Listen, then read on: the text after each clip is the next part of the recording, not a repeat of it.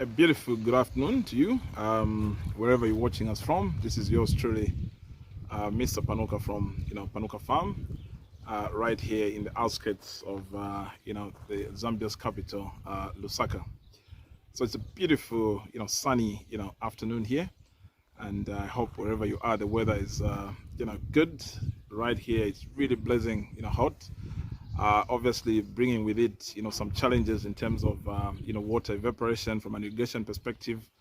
It's quite a tough one, but generally we loving the weather pattern this time of the year. Obviously the summer, when it's blazing hot like this, it's quite a number of challenges that actually come with it, from a pest perspective, the likes of powdery mildew and stuff like that. So yeah, every season has its own pluses and minuses, and as a farmer, over time you need to actually develop some kind of thick skin, resilience to actually withstand the different undulations of different seasons. So today, we just want to breathe some positivity into you. What we will do shortly is to just quickly reflect on where we started from as Panuka Farm, where the land was, and as you will see shortly, it was actually bare land. And then after that, we will then show you basically where we are, at present. And the focus of that is basically to just breathe some positivity in you that even if you are at zero, at present in terms of your farming journey, over time, if you dream and dream right and you're actually ready to put in some work, you can actually change, your fortunes. So let's dive in and hope at the end of this video, you get some motivation from the hustle that you are doing from a farming perspective. So we basically started with just about 2 hectares of land. This land that you can actually see bare as it looks. You can actually see no housing. So on this day, we're actually doing some water mapping. And yours truly, Mr. Panuka, in the background there, just doing some planning. Bare land, the whole plan was just in the head. Junior Panuka there was present also on this day. And then obviously we went into base infrastructure, fencing, which is a critical component. And then water, very critical. Struck our first borehole, very beautiful day. Our first farm dwelling, there it is, 1 day house. It doesn't need to be too fancy. So we started with a 12,000 liter tank, and then on this day we're actually just putting together the tank stand.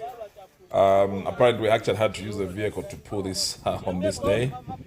And then irrigation setup continued here. We went with an underground irrigation system. Again, you can actually see in the background one little farm dwelling, no other structures on the farm. At the time, the focus was to actually kickstart production. And so yeah, here's a team doing the trenches for irrigation. In the background you can actually see that we actually started with solar, and there it is in the background with the tank stand and the tank on top. So this area you're actually seeing is where phase one of our greenhouses are currently domiciled. And then on the right here, the phase two, we have about 10 greenhouses on this patch. One of the things that we always emphasize is that when you're actually starting a farm, best infrastructure, make sure you're actually using tried and tested experts. Avoid using quacks. You get it wrong from the start, and somehow you actually get messed up. So this was our first ever drip irrigation setup. Apparently we had actually bought this land a long time, but then this is the time we actually decided to do something from a commercial perspective. So there is the lawn solar system we started with, 4 solar panels. We started rolling. No Zesco, grid power as it were. but I think we're quite enthused to get going with the little that we could salvage from intellectual acumen. And so this is the land that we started with, and this is where all the greenhouses that you actually see at present are domiciled. So yeah, for those that love to always ask how big is your land, this is where we started from, and this actually still accounts for the largest production at Panuka Farm one. So never underestimate the size of land. The use of land as a proxy for productivity is something that we probably need to archive. Yeah, we still doing it on this little piece of land. Of course, we had to buy more land along the way, but just to demonstrate that this piece of land is basically still the god of Panuka Farm One production. And then came the first day when we all descended on the land, planting some broccoli and cauliflower. That were the first crops that we did, and look at how it got messed up. We didn't understand the crop, got messed up. Look at what we ended up delivering to client, first delivery. So basically we actually started on a very bad note, and then here now we transitioned into cabbage production, using a rain gun. So we've basically gone full circle with different kinds of irrigation systems, drip, use of a rain gun such as this. Quite very handy, but it actually requires quite a lot of pressure. But there's some element of wastefulness of water because you're actually irrigating everywhere. But it can be quite effective if used right in certain circumstances. But yeah, check the cabbage turned out quite very well. Yeah, so it had quite a bit of a magic touch on our crops in terms of irrigation. So again, action research, very critical. Try some of these things on your own. And obviously along the way, we got ourselves into tomato farming. Very exciting period. But then it also came with quite some gnashing of teeth, along the way.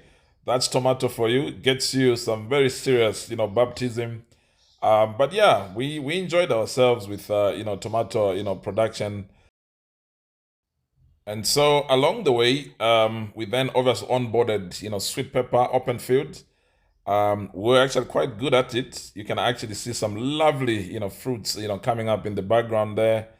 This is us selling, from the back of the car. So yeah, the hustling has been an ongoing, process. This is, ripened, sweet pepper. So you can do it in open, fields. So transitioned again into okra, production. That's Mr. Panuka in the background, and yeah, we're quite good at it. That's brinjals in the background. More okra, production. Quite some massive, production there. And then there was land use, change. We went into strawberry, farming. Then also did some flood, irrigation, rape. This is iceberg lettuce, and then rape again. Mr. Panuka there in the background, impwa farming. We're quite good at it. More tomato there. And then we had an interesting, scenario here on the spacing for impwa. The appetite, for tomato continued. And then we transitioned to, greenhouse farming DIY, which actually ended very catastrophically. This fell apart. So yeah, learned the hard lessons on DIY, infrastructure. And then after that baptism, we then had to go for tried and tested, greenhouse, design and infrastructure. This was our first ever, greenhouse. And so, like they say, a journey of 1,000 miles always starts with that one, single step. And this was our first ever, greenhouse in March, 2020. And then the floodgates were open. That was, now phase two of our, greenhouse, farming. And this is the first, block, you know, showing some of the crops inside there. That's actually English, cucumber. This is along the way now, just showing you from, Panuka greenhouse number one, number two. So all this basically, was actually constructed on the same piece of land that we actually showed you, earlier. So basically, this was just land use, change, in terms of how we do the production from open field to our greenhouse, farming. This is an old crop, in one of the greenhouses.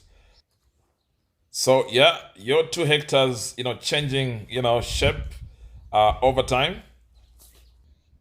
Then phase three of our greenhouses, those two.